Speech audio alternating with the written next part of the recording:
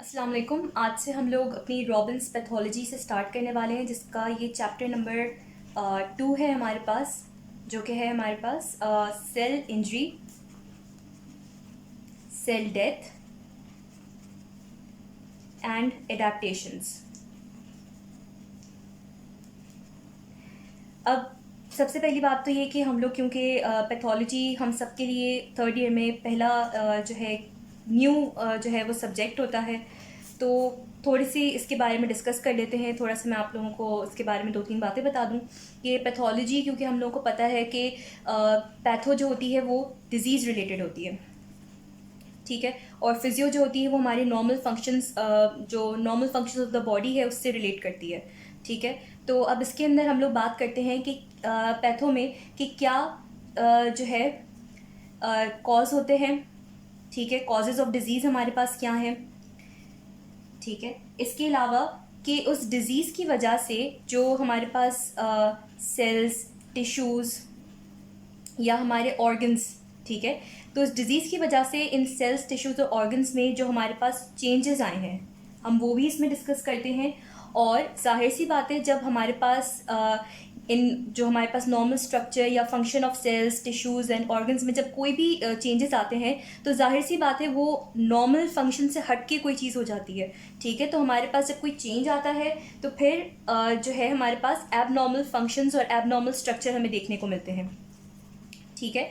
तो abnormal functions और structure हमें जब देखने को मिलता है, तो जाहिर सी बात है हमारे पास कुछ जो है साइंस एंड सिम्टम्स भी अपीयर होते हैं,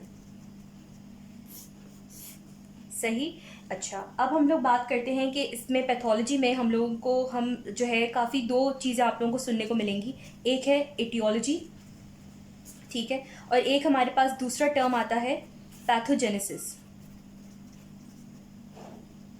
अच्छा, अब एटियोलॉजी क्या है और पैथोजेनेसिस क्या है, ठीक है। तो एटियोलॉजी हमारे पास, अगर मैं आपको रॉबिन्स से इसकी डेफिनेशन बताऊं, तो वो है it refers to the underlying causes and modifying factors that are responsible for the initiation and progression of a disease, ठीक है। तो वो तमाम कॉजेज और फैक्टर्स जिसकी वजह से हमारे पास एक डिजीज स्टार्ट हुई, ठीक है, यानी कि वो तमाम कॉजेज एंड फैक्टर्स, ठीक है, जिसकी वजह से एक डिजीज़ हमारे पास जो है डेवलप होती है, ठीक है।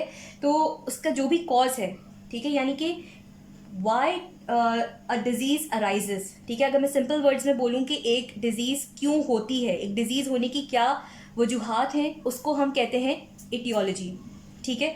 अब पैथोजेनेसिस, ठीक है, पैथोजेनेसिस हमारे पास होता है कि हाउ अ डिज़ीज़ डेवलप्स, ठीक है, हाउ अ डिज़ीज़ डेवलप्स। अच्छा, अब इसके अंदर हम बात करते हैं कि वो तमाम मैकेनिज़म्स और जो हमारे पास प्रोसेसेस होते हैं, ठीक है, उन तमाम चीज़ों की हम बात करते हैं पैथोजेनेसिस में, कि उस डिज़ीज़ के लिए जितनी भी हमारे पास जो मैकेनिज़म्स हुए, जो हमारे पास प्रोसेस हुए, ठीक है, जिसकी वजह से हमारे पास जो हमारे सेल्स, टिश्यूज़ और ऑर्गन्स में जो चेंजेस आए, जिसकी वजह से एक डिज़ीज़ डेवलप हो रही है, किस तरीके से हो रही है, ठीक है, तो वो हमारे पास होती है पैथोजेनेसिस। अच्छा, तो अब अगर हम लोग बात करते हैं कि हमारे पास जो है, अब हमें पता है कि सेल्स जो हैं हमारी बॉडी में, सेल्स हैं, टिश्यूज़ हैं, ठीक है, तो वो कॉन्स्टेंटली हमारे जिस एनवायरनमेंट में रहते हैं, ठीक है, तो उन्हें किसी ना किसी जो है वो स्ट्रक्चरल या फंक्शनल चेंजेस से जो है वो गुजरना पड़ता है। वो क्यों? क्योंकि हमारे पास हमारे एनवायरनमेंट में ही ऐसे कुछ फैक्टर्स होते हैं, या वेरियस ऐसे जो है हमारे पास फैक्टर्स होते हैं जिनकी वजह से हमारे सेल्स को, क्योंकि सेल्स को रहना, ज़िंदा तो रहना है, वायबल तो रहना है, उसकी वजह से उसको अपना वाइबिलिटी प्रिजर्व करने के लिए और उसको अपना फंक्शन प्रिजर्व करने के लिए, ठीक है, तो जो उसको चेंजेस लानी पड़ती हैं अपने अंदर, उसको हम कहते हैं एडाप्टेशन, ठीक है। अब हमारा सेल है, ठीक है, वो किसी भी जो है फिजियोलॉजिक, कोई भी फिजियोलॉजिक स्ट्रेस हो सकती है, ठीक है, या फिर जो है कोई भी हमारे पास इंजरी हो सकती है, ठीक है। अच्छा, फिजियोलॉजिक स्ट्रेस हमारे पास कैसे हो सकती है? जैसे कि हम लोग वर्कआउट करते हैं, ठीक है, जब वर्कआउट करते हैं तो जाहिर सी बात है हमारे सेल्स की, हमारे हार्ट, हमारा जो मायोकार्डियम है, ठीक है, उसकी डिमांड जो है वो डिमांड इंक्रीज़ हो जाती है, ठीक है। जब डिमांड इंक्रीज़ होती है, जाहिर सी बात है उसको दोबारा से जो है वो जब फिजियोलॉजिक स्ट्रेस होती है तो सेल को कुछ ना कुछ चेंजेस अपने फंक्शन और स्ट्रक्चर में करने पड़ते हैं, ठीक है। कोई इंजरी होती है, ठीक है, तो तब हमारे पास एडाप्टेशन का फिनोमेना आता है। अच्छा, अब आगे मैं आप लोगों को बताऊंगी कि एडाप्टेशन में हमारे पास क्या क्या चीज़ें आती हैं। जैसे कि कुछ मैं आपको नाम बता देती हूँ कि हमारे पास जैसे हाइपरट्रोफी हो सकती है, ठीक है। इसके अलावा हमारे पास हाइपरप्लेजिया हो सकता है,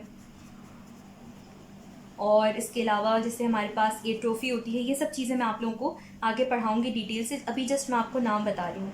अभी परेशान होने की बिल्कुल ज़रूरत नहीं है, लेकिन ये मैं सिर्फ आपको बता रही हूँ कि ये जो नाम है हमारे पास, ठीक है, ये 4 चीज़ें हैं जो कि हमारे पास एडेप्टेशन के रिज़ल्ट में हो सकती हैं, ठीक है। अच्छा, अब हमारे सेल की जाहिर सी बात है कोई लिमिट होती है हर चीज़ की। अब किसी चीज़ की जो है लिमिट अगर एक्सीड हो जाए तो वो भी हार्मफुल है। अगर कोई लिमिट से यानी कि कोई अपनी लिमिट को रीच ही नहीं कर पा रहा तो वो भी हार्मफुल है, ठीक है। तो अगर हमारे पास ये एडेप्टेशन तो हो गई, ठीक है, कोई इंजरी हुई, कोई स्ट्रेस आया, तो सेल ने कोई भी अपना जो है वो फंक्शन और अपने जो है ना वाइबिलिटी को प्रिजर्व करने के लिए उसने एडेप्टेशन तो कर ली, कुछ चेंजेस तो अपने सेल में कर लिए। लेकिन अब हमारे पास बात आती है कि अगर बहुत ज़्यादा ही उसके पास एक्सटर्नल स्ट्रेस बहुत ज़्यादा ही बढ़ गई है, ठीक है, यानी कि एक्सीड हो गई है, ठीक है, ट्रॉमा या स्ट्रेस या इंजरी जो है वो हमारे पास एक्सीड कर गई, ठीक है। तो अब हमारे पास जो है क्या होगा, cell will undergo cell injury, ठीक है। अब सेल इंजरी हमारे पास क्या होती है, तो अगर मैं आप लोगों को बताऊं तो सेल इंजरी हमारे पास है, it is an effect of a variety of stresses, ठीक है, ड्यू टू इटियोलॉजिकल एजेंट्स, या फिर अ सेल इनकाउंटर्स रिजल्टिंग इन जो है changes in its internal and external environment.